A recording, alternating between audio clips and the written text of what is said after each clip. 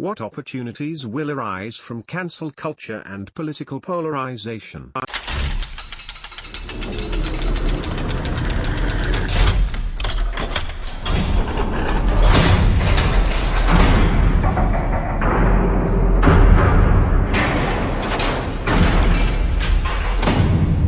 The recent cancellation of Dr. Seuss publications caused a spike in sales of the cancelled books.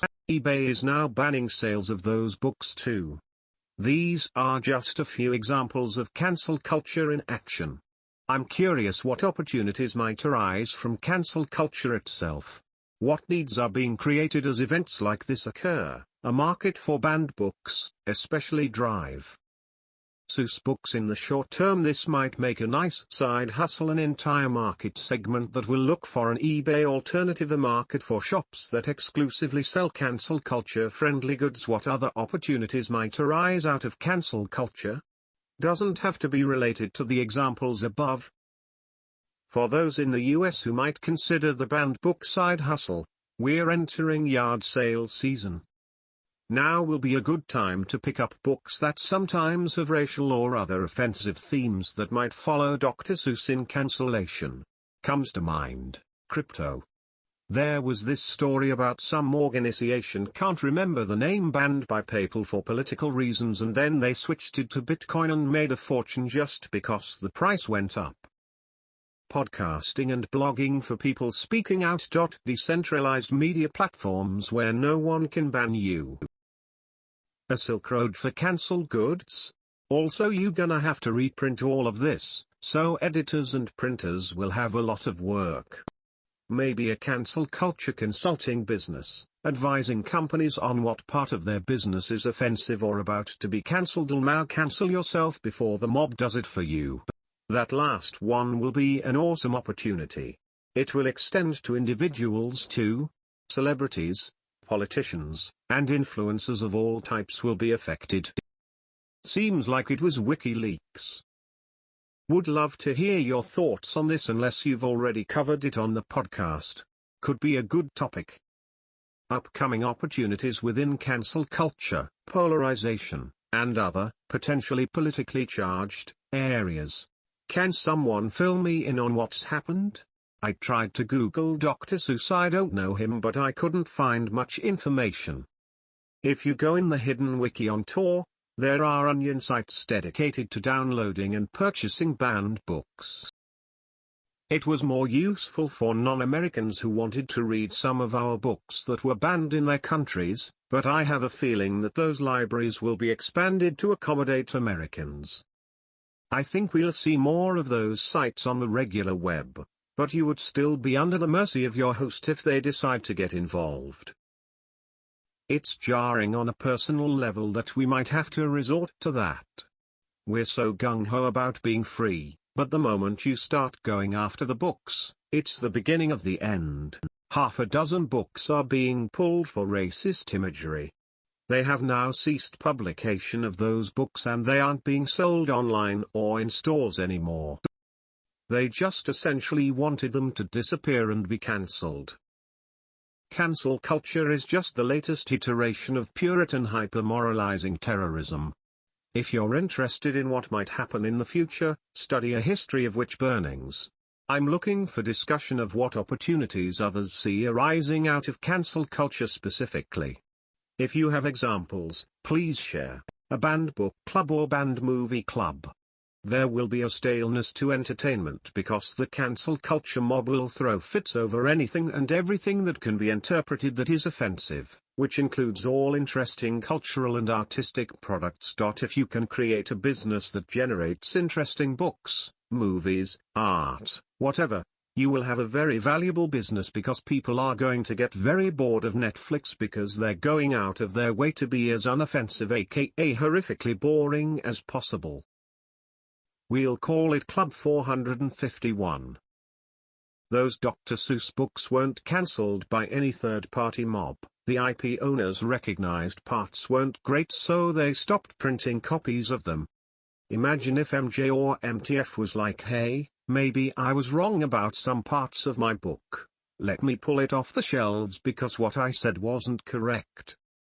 Does anyone know the titles of those books?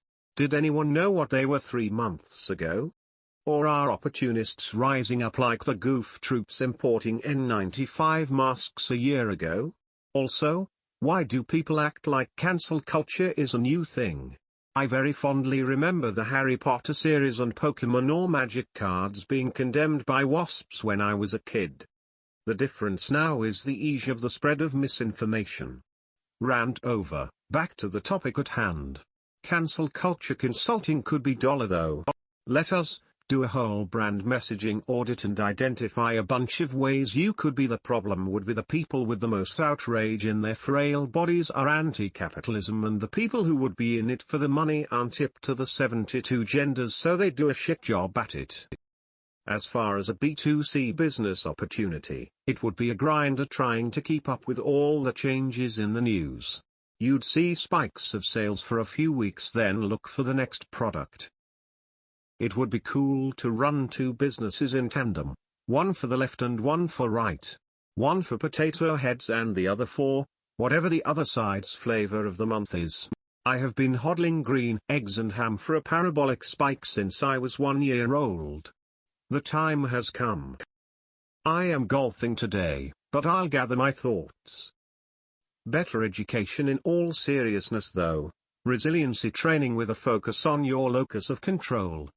A lot of what we're seeing today, in my opinion, is a direct result of people not being able to cope with thoughts or ideas or situations or products or etc. that don't align with their values, and as a result they actively avoid and try to prevent these negative situations from occurring, thus never building up resiliency to those things, and it's exasperated by the fact that they aren't typically in a position to do anything about it because they have an extremely external locus of control. I think that resiliency training could be a huge online course idea. The market is certainly in need of it. When I was in my 20s, I didn't pay attention to politics. To me, there was no left or right. I held a mix of individual views, not that my views were unique, just they weren't all or nothing. I'm slightly more aware of the political divide now, but my views are still a mixed batch. The point is, there are people who can work from different perspectives. Probably quite a few on this forum, since there are a lot of younger members. Running businesses in tandem would be interesting. I bet it could be done with some kind of paid newsletter business like runs. Something where people sign up for X content, but the content isn't necessarily the views of the business owner. There should be many opportunities on either side of the coin. Any business with a polarized position will probably do well, at least B2C. Resiliency training seems like a reframe for life coaching, haha. But I don't disagree. I think a similar solution could be applied to solve many mental health challenges. Thinking Albert Ellis's, with the necessary resources to deal with life, then there should be fewer people visiting therapists for a depression diagnosis with a side of SSRIs. If the training is online, then it might be something that could be sold to government organizations, non-profits, churches or other businesses that would distribute it to employees, families, etc. Would probably be more money in it that way. People don't read. Lol. If the likes of Parler or Band.video manage to stay alive, I suspect they will become the hub of all things marked as taboo by mainstream society. In most cases I think the Streisand effect will also occur, as it most likely has with these books. These woke companies are creating a space for competitors. Since the left and right are each about 50% of the population, they are risking driving away half their customers. It's hard to believe they are doing it. It's probably the best thing to happen in a while. For entrepreneurs, any woke company is ripe for competition. Get woke, go broke. How about comedy? That one area of our lives that is also be censored. Doesn't anyone see how silly and juvenile this all is? It's like being back in high school. I could do a whole comedy routine comparing this cancel culture to teenager mean girl jokes. When someone tries to censor me, I usually just burst out in laughter. Or, I ask a series of why questions. I make them explain why what I'm saying is wrong. My theme is usually to ask who specifically I have offended. Have they ever personally shared my thought or a similar one? And how would they express it better? After a few probing questions, they usually either give up, back off or get mad. They can't explain themselves since they are usually just mouthing a talking point rather than a heartfelt standard. If they get mad, then I start the why questions about that reaction. Note, I learned this why questioning technique from my kids. And it works. It's hard to cancel someone who is following you around sincerely asking you why. If half of your customers won't buy based on political stance, then they aren't half of your customers. They're just people with different views who don't buy from you. The whole market in this instance would be based on the half who does align with your political stance. Different political stances seem to create opportunities for polarized businesses to rise up. I think those businesses compete against each other within a given stance. Not sure if they compete with businesses of the opposing political stance though. The customers may have similar needs, but they are different markets. If you're referencing individuals, then this might be accurate. I don't think it applies in business. Roughly half of the US population is riding the woke train, which means businesses that make their stance known and target those people should do well. That's an interesting area. Joe Rogan is constantly on about comedy. It doesn't have to be stand-up necessarily as long as it gives people an opportunity to feel good and escape for a while. Comedy businesses could probably work whether they target a polarized audience or a more general audience. The other day I was watching on Netflix. It has a lot of woke agenda, but it also tries to balance it with ideas from other perspectives.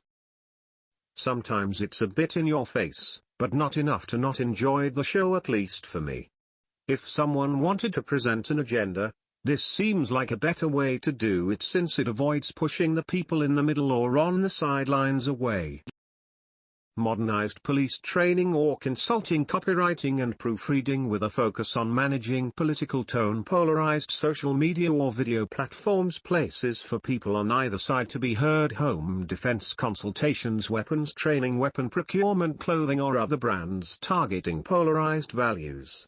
Online live or self-paced courses in self-defense or martial arts. It's hard to find in-person training with C0 VLD assistance with PR for influencers knowing which outlets to reach out to. Anti-riot protection or consultation or supplies or gear or surplus. Grommerly but looks for potentially racist or sexist or genderized language. Scientific article training to help people interpret the research. Polarized themed Airbnb off-grid living training or supplies. Moving company or relocation assistance, planning out of country relocation consulting, asset protection services of any kind.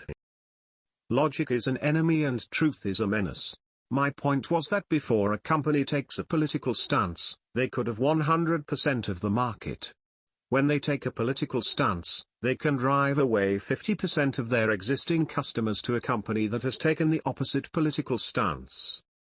If the alternative company has not taken any political stance, they could gain 100% of the market. Good list. How about products with funny sayings, clothes, signs, flags, etc.? Wasn't the decision to pull the books made by those who own the rights to those books? I'm totally against banning books. I'm also for ownership rights. I would think that the owners of those books had a lot of pressure to stop publishing them. And that's the unfair part. I love those books and so did my kids when they were young. Without two or more sides to an issue, personal choices stop existing. I believe the estate of Dr. Seuss's family own the publishing rights. His family decided to pull the books. But if it wasn't for today's political climate, one would ask, would they have? I've also thought about that. One company behind the scenes company with two separate e-commerce sites. One leftist, one right-sided. Selling meme-based merch and updated constantly with new trends. Interesting thought experiment, but doesn't really pass the test. A tad weak on E and N in my opinion. I think the biggest takeaway here is to understand and account for just how much the media has polarized our culture. At Lex Devil, would a counter-brainwashing service to overcome the political correctness affliction experienced by a business customer base be considered a viable business idea? On second thoughts, expecting to achieve any rationality among those who see bougie men in every dark corner of society might be asking too much. Walter. There's a huge need right now for dissident banks, credit card providers, web service providers, etc. Things to enable non-woke businesses to actually conduct business. Let's say you wanted to sell those banned books. In this climate, finding and keeping a bank or credit processor is a huge challenge. If anyone could successfully solve that issue, they'd rake in loads of money, or be ruined when the Eye of Mordor turns its fiery gaze on them. And talk about a high barrier to entry, huh? Funding would be extremely difficult. If you have a company like that, even opening up a bank account could be almost impossible. Building and selling rafts on the black market, of course to flee to other countries when ours collapses due to poor business climate, suffocating taxation, and lack of opportunity.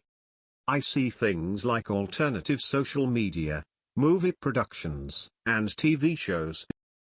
Here is a children's cartoon trying to counter this caller. I think any product or service that is Patriot-owned or USA made will also be in demand.